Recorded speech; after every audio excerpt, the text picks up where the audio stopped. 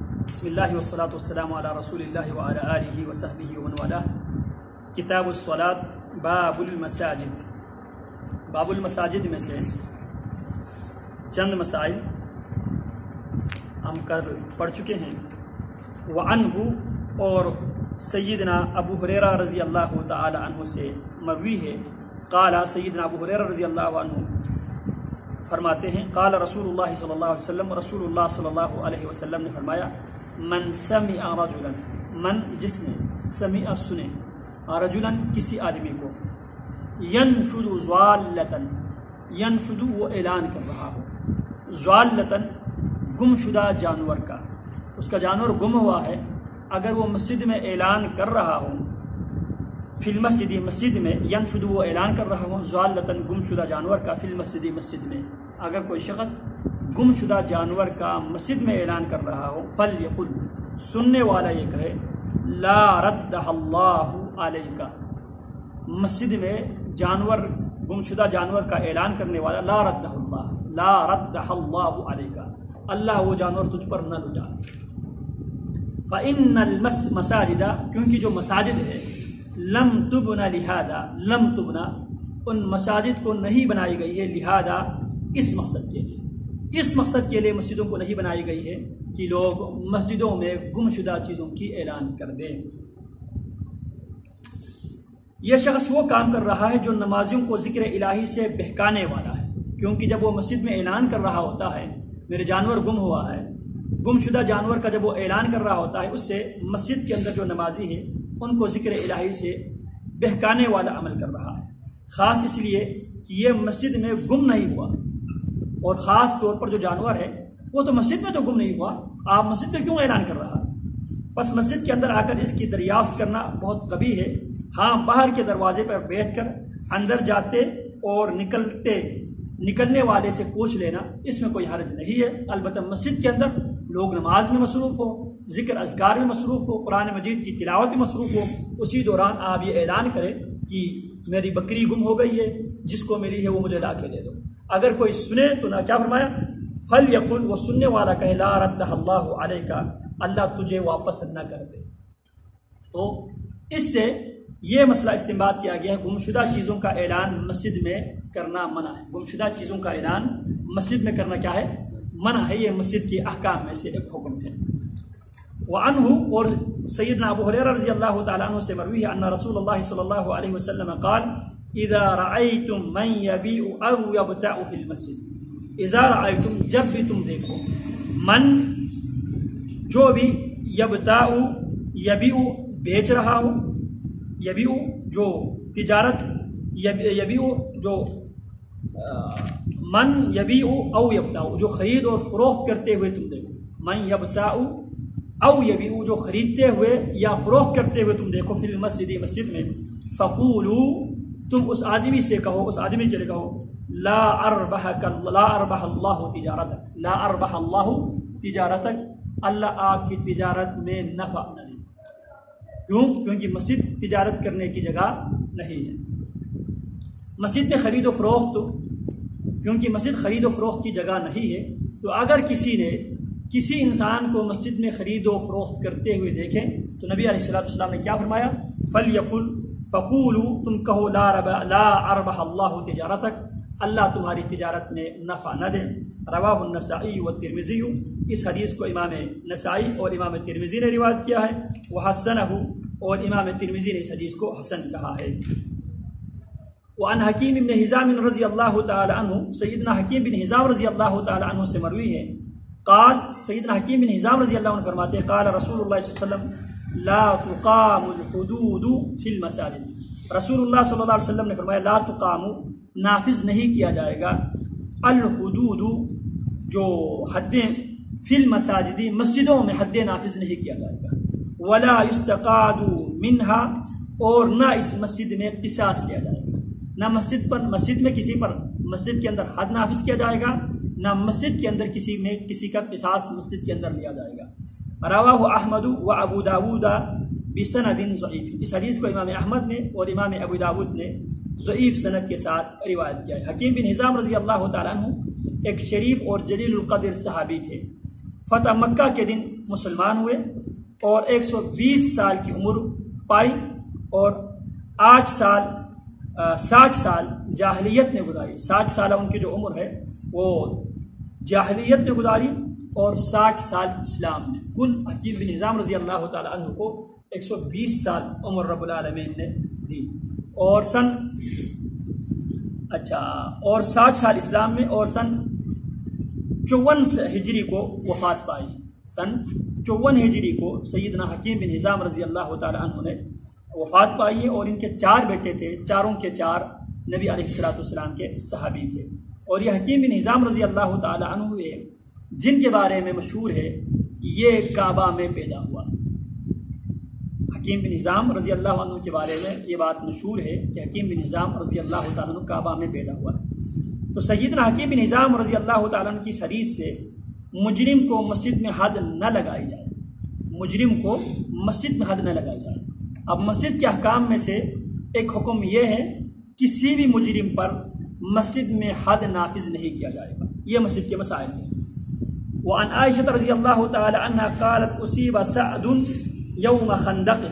سیدنا سعد بن معاذ رضی اللہ تعالی عنہ کو اصیب سعد، سیدنا سعد زخمی ہوئے یوم خندق، غزوہ خندق کے دن.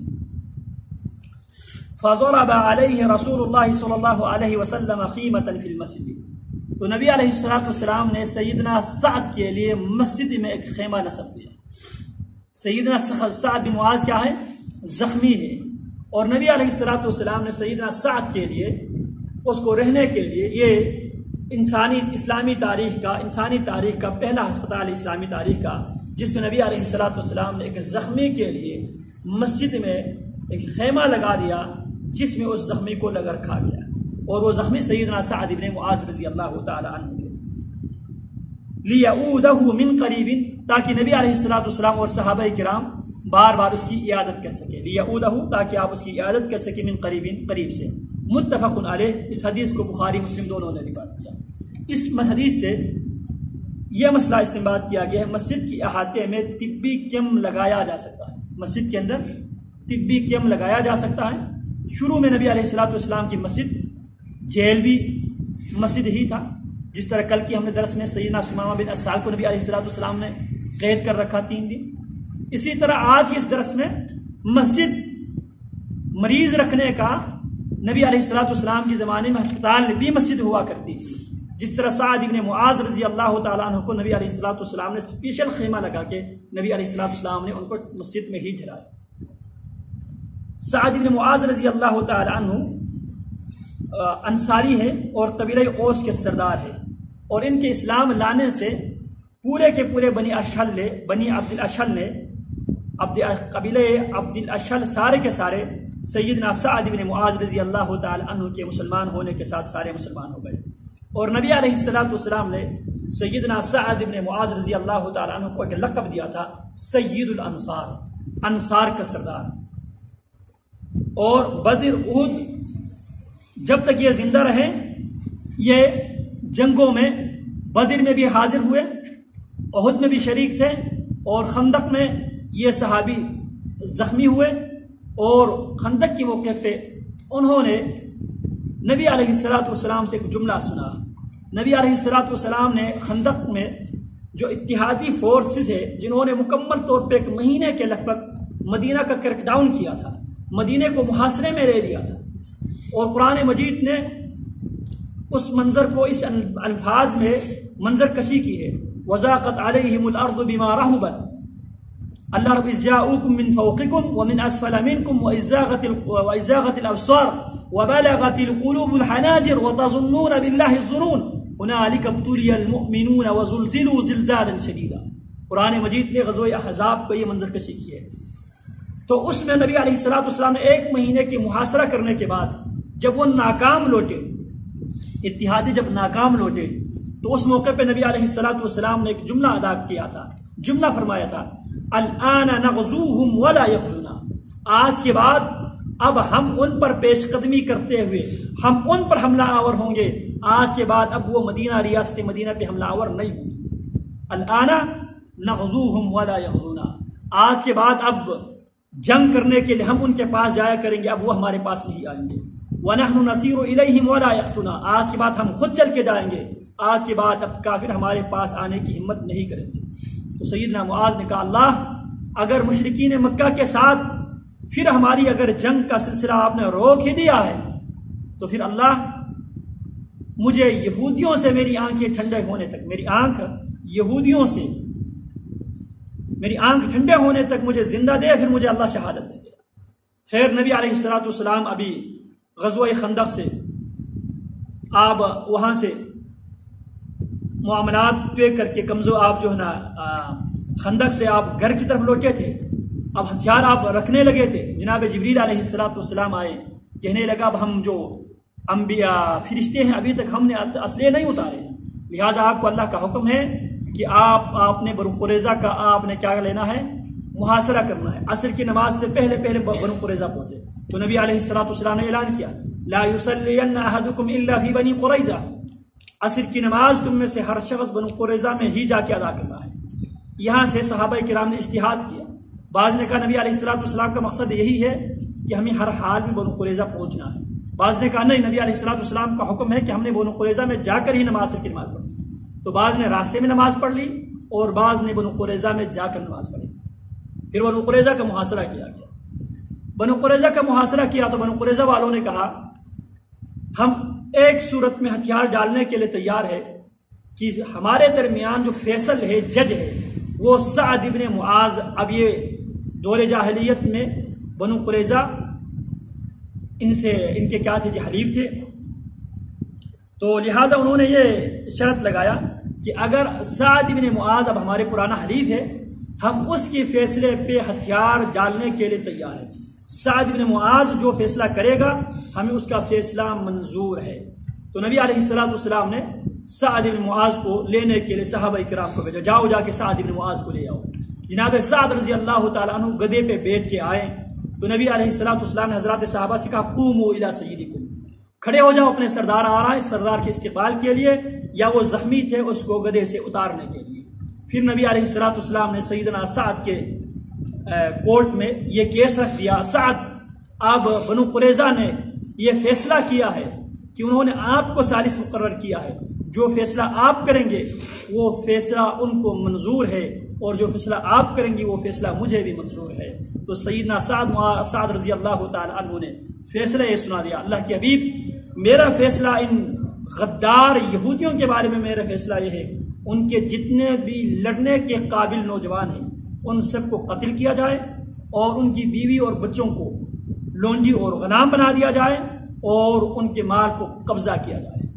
تو سیدنا سعد رضی اللہ تعالیٰ عنہ کی کچھ فیصلے کے مطابق عمل کیا گیا اور نبی علیہ السلام نے فرمایا لقد حکمت فیہم بحکم اللہ، سعد آپ نے جو فیصلہ رب العالمین نے عرش پر کیا تھا وہ فیصلہ فرش پر آپ نے وہی فیصلہ سنا دیا۔ پھر اس کے بعد سیدنا سعد رضی اللہ تعالیٰ عنہ کی وہ جو زخم ہے اس زخم سے پھر خون بہنا شروع ہو گیا، پھر آپ شہید ہو گئے اسی زخم کو تاب نہ لاتے ہوئے آپ شہید ہو گئے۔ اور نبی علیہ السلام فرمایا اہتز العرش لموت سعد، عرش پر بھی جنبش آئی جناب سعد کی موت کی وجہ سے، وفات کی وجہ سے، اور 70,000 فرشتوں نے جناب سعد بن معاذ رضی اللہ تعالی عنہ کی نماز جنازے میں شرکت کی۔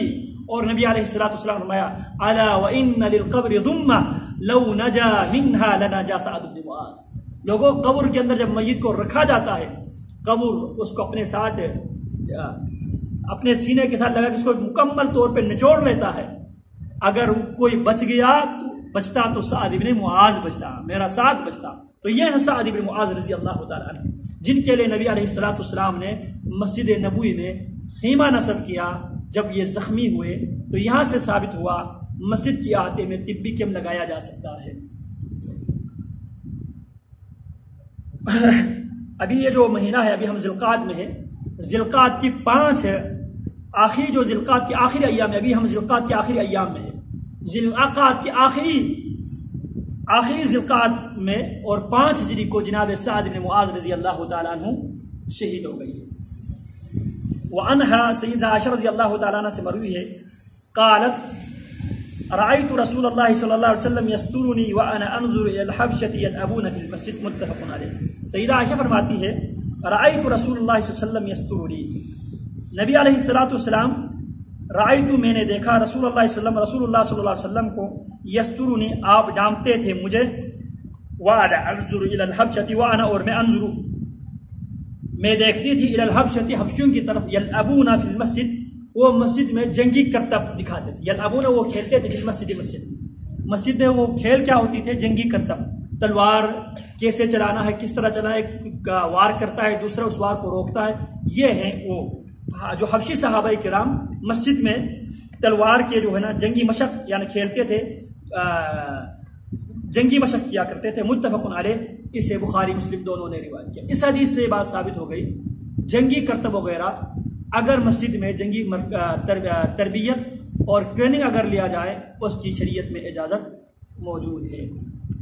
وعنہا اور سیدہ عائشہ رضی اللہ تعالی عنہا سے ہی مروی ہے ان ولیدۃ سوداء كان لها خباء في المسجد فكانت تأتيني فتحدث عندي. فرماتی ہے ان ولیدۃ سوداء، بے شک ایک کالی ام الولد ایک عورت تھی، کان لہا خباء فی المسجد، اس عورت کے لیے نبی علیہ السلام نے مسجد میں ایک خیمہ نبی علیہ السلام نے نصب کیا، وہ مسجد میں رہتی تھی. فکانت تأتینی، گاہے بگاہے وہ میرے پاس آتی تھی، فتحدث عندی اور وہ میرے پاس آ کے مجھ سے باتیں کیا کرتی تھی. اس کو درک